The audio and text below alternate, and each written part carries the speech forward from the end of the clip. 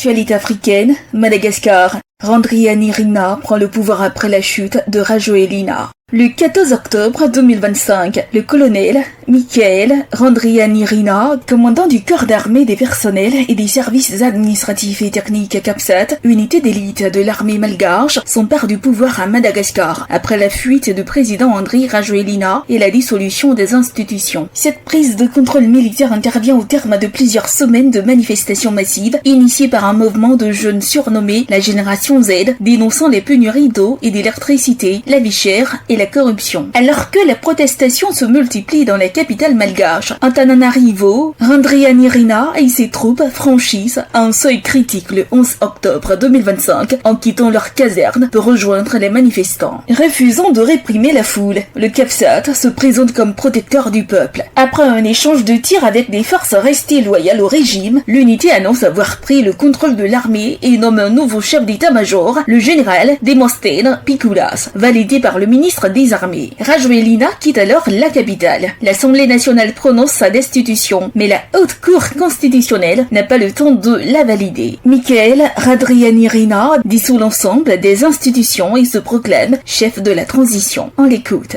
On a pris le pouvoir. Ça, c'est le palais présidentiel. On dissout à partir d'aujourd'hui le Sénat, le HCC, la HCC, la HCJ et la HCDDED. L'Assemblée nationale, on la laisse travailler, continuer à travailler.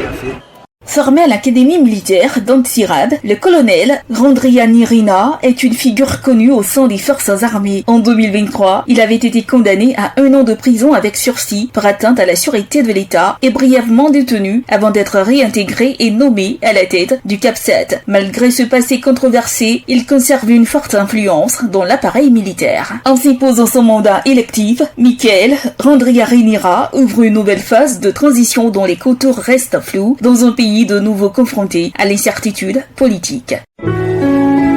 APRA, Agence Presse Radio et Audio.